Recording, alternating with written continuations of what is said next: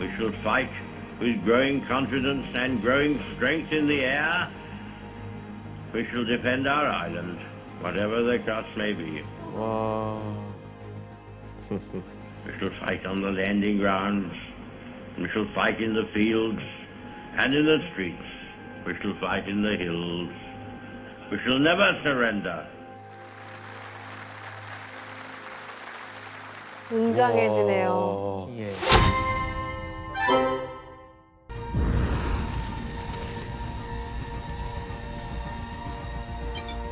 덴케르크가 보면 이렇게 프랑스와 벨기에 근처에 있는 이 항구 도시입니다. 처칠이 총리에 오른 날이 1940년 5월 10일인데요. 이때 독일은 방향을 서쪽으로 돌려서 프랑스 침공을 본격적으로 시작한 날이었습니다.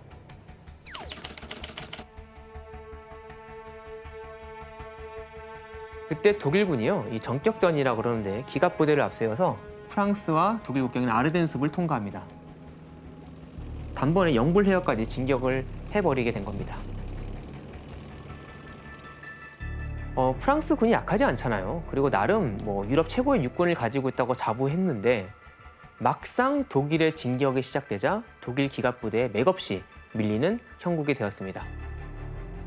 니키 씨 그때 독일 그때 당시에 기갑 부대라는 게 어떤 거예요? 네, 당시 독일군은 이제 탱크로만 기갑 사단을 만들어서 이렇게 아까 교수님 말씀하신 것처럼 이렇게 엄청 빠르게 공격하는 그런 전술을 이용했었어요. 사실 당시만 해도 탱크는 좀 보조 무기 정도로만 여겨질 때인데 독일군은 이제 이전 전투와는 달리 이 탱크를 아주 적극적으로 활용했죠.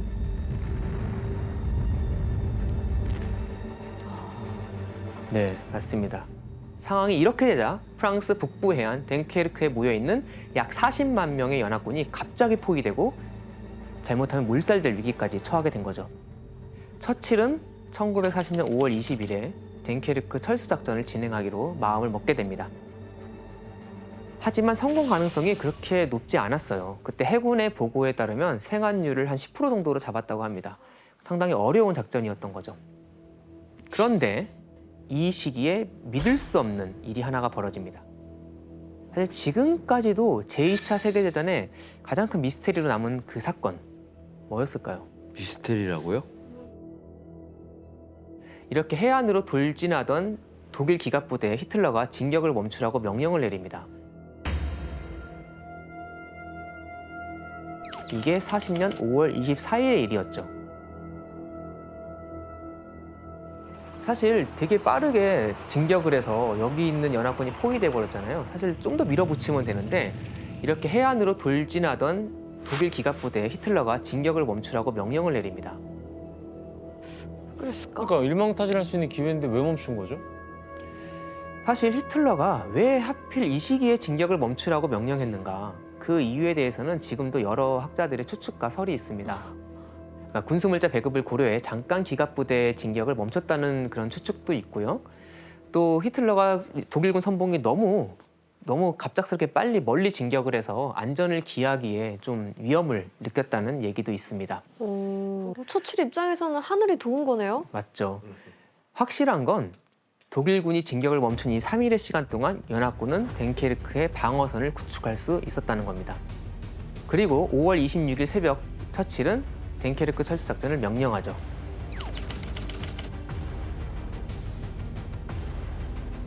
처칠이 덴케르크 철수작전을 결정한 이후 제일 먼저 한 일은 바로 배를 모으는 일이었습니다. 왜냐하면 덴케르크에 40만 명 가까운 연합군이 있는데 그 많은 수를 빨리 포송하려면 정말 많은 배가 필요하겠죠. 그래서 처칠이 선박 징발령을 내립니다. 그래서 영국의 선박이랑 선박은 다 긁어 모으라고 명령을 내린 것이죠. 이 소식을 전해들은 영국 국민들은 적극적으로 지원에 나섭니다.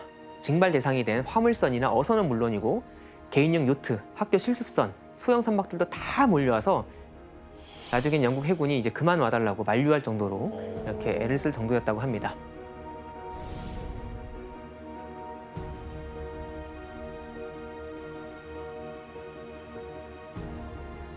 와, 진짜 저건 전 국민이 마음을 모아야 가능한 일이네요.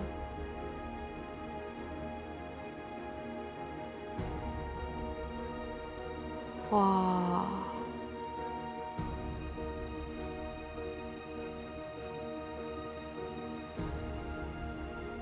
자, 그러면 연합군이 이런 대규모 철수 작전을 하는 동안 히틀러는 뭐 하고 있었을까요? 잠깐 쉬고 있었나?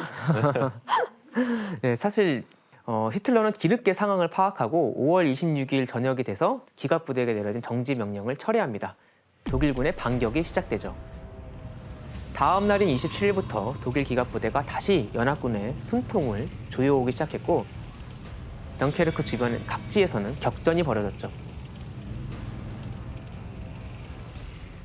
그리고 이번에는 독일군은 공군까지 동원해서 연합군에게 공격을 하기 시작합니다. 정말 수많은 이 연합군이 폭격으로 목숨을 잃을 그런 위기에 처해 있었죠. 그때 저 멀리서 바다를 건너 영국 전투기가 날아오기 시작합니다.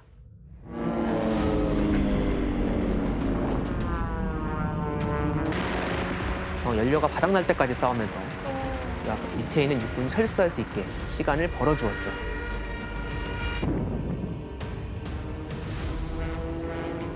자, 이래서 이런 와중에 수많은 병력이 안전하게 영불 해협을 건너 탈출을 할 수 있었고 약 34만 명의 연합군 병력이 무사히 영국 땅을 밟을 수 있게 되었습니다. 33만 8천여 명을 소송했다고? 나 소름 돋아.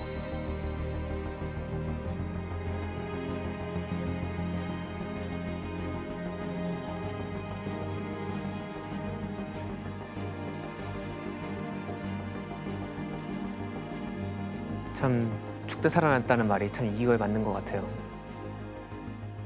뭔가 감동이다 진짜. 와, 굉장히 행복해 보인다, 진짜. 그러니까. We shall fight with growing confidence and growing strength in the air.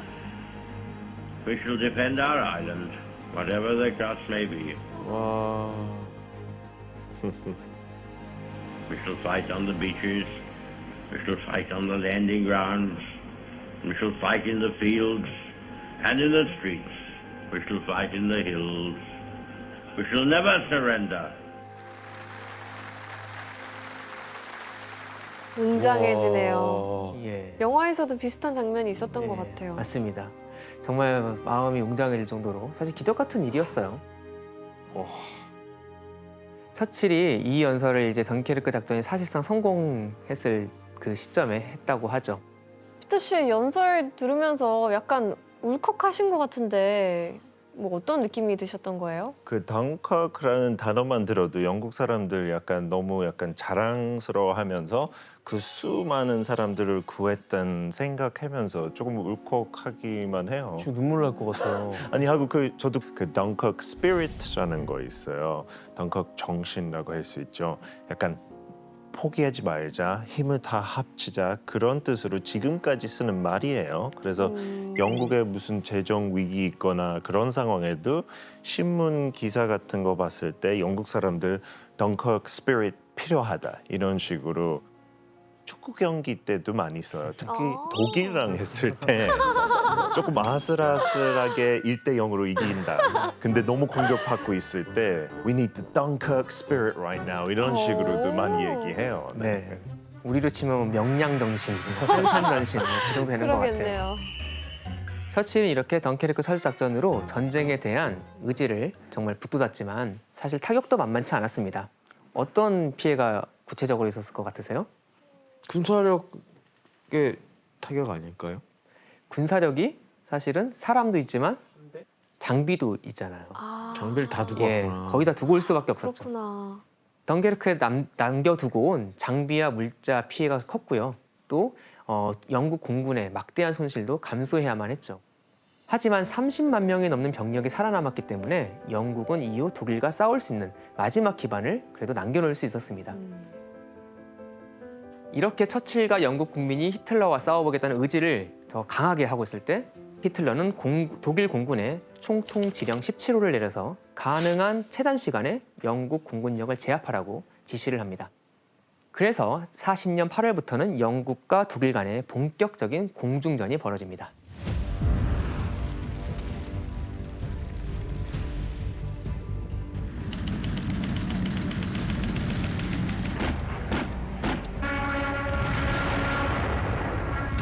그리고 두 번째 단계는 8월 24일부터 9월 6일 사이에 벌어졌다고 보는데요. 이때 독일 공군은 런던 근교의 공군기지 그리고 비행장을 집중적으로 포격합니다. 이때 피해가 상당히 컸습니다. 영국 공군이 약 290대 정도를 상실했다고 봅니다. 당시 이제 영국 공군이 보유한 항공기가 그렇게 많지는 않았어요. 막 만들고 있었지만 독일에 비하면 훨씬 적었기 때문에 사실 이 피해가 상당히 타격이 컸습니다. 그런데 독일 공군이 갑자기 공격 목표를 바꿔버립니다. 이제 독일 공군의 목표는 영국의 수도 런던이 된 겁니다. 런던? 사실 그동안은 영국도 독일도 서로의 수도에는 폭격을 제한하고 있었습니다. 왜 그랬을까요? 그 뭐 상도인가?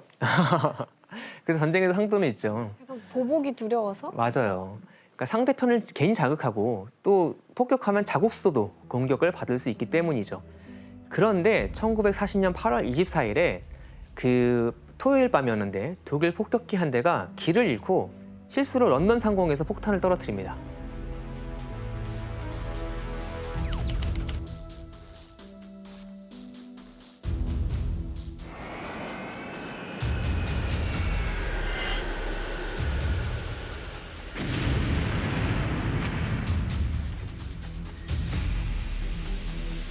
이 소식을 듣고 서칠이 엄청 격분해져.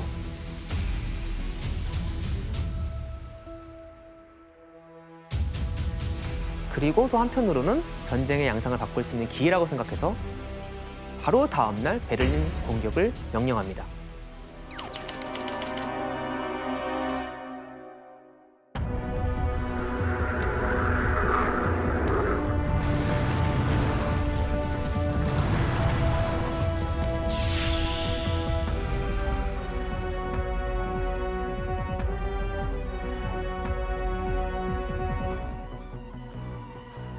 Er tut es nicht deshalb, weil diese Luftgriffe besonders wirkungsvoll sind, sondern weil seine Luftwaffe beim Tag nicht über deutsches Land kann.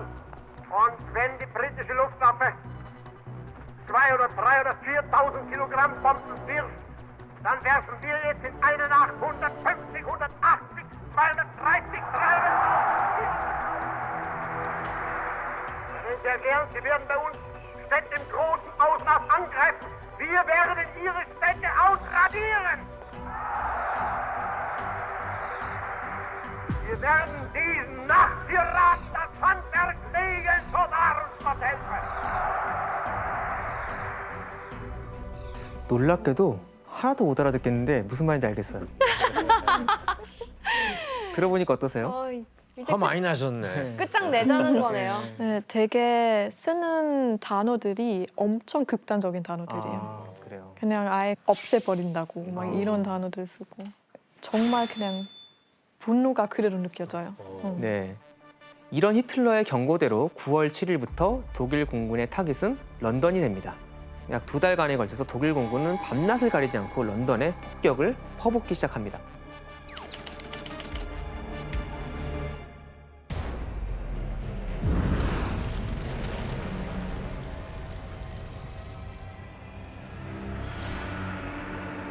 와, 몇 대야? 얼마나 무서웠을까요?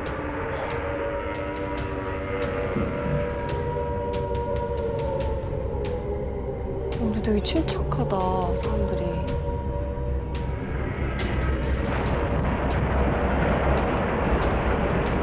아, 좀 무섭다, 사이렌 소리. 어떡해.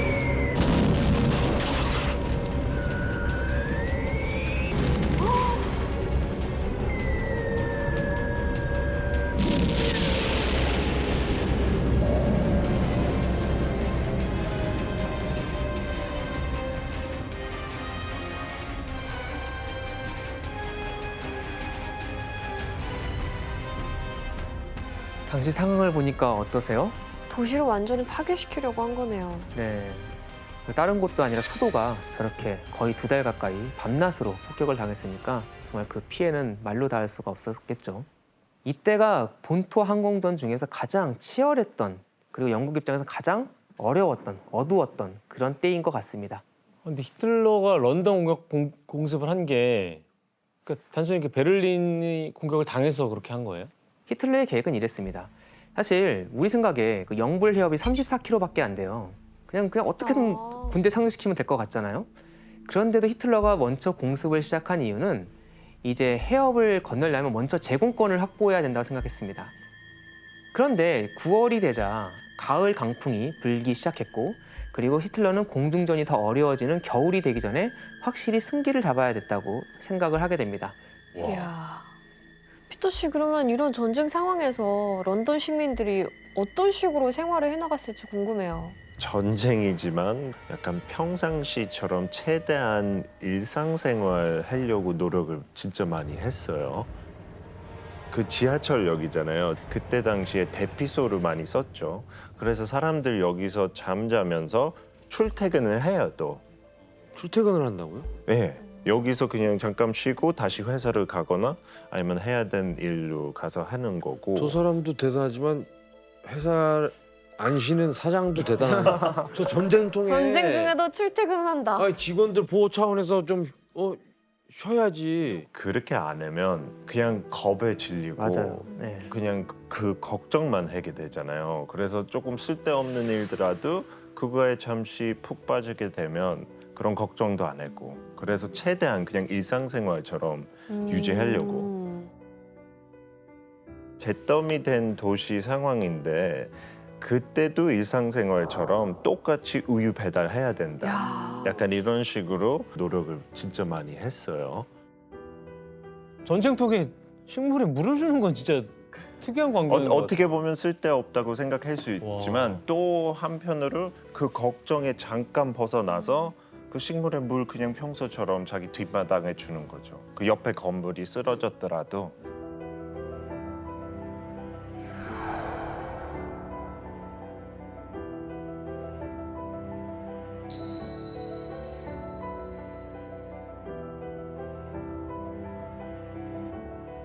네, 사실 영국 정부가 되게 강조했던 게 일상생활을 하라는 겁니다. 그래야 경제도 돌아갈 뿐 아니라 심리적으로도 정말 사람들이 안정을 찾을 수 있죠. 그래서 이때 나왔던 포스터 중 하나가 Keep calm and carry on 이라는 그 유명한 문구가 적힌 그 포스터가 그때 많이 있었죠. 그 여러 가지로 패러디돼서 많이 도는 그 포스터가 그때 나온 거군요. 네. 이렇게 포화 속에서도 끝끝내 런던 시민들은 버텨냈고 결국 영국 본토 항공전은 1940년 10월 31일에 사실상 막을 내립니다.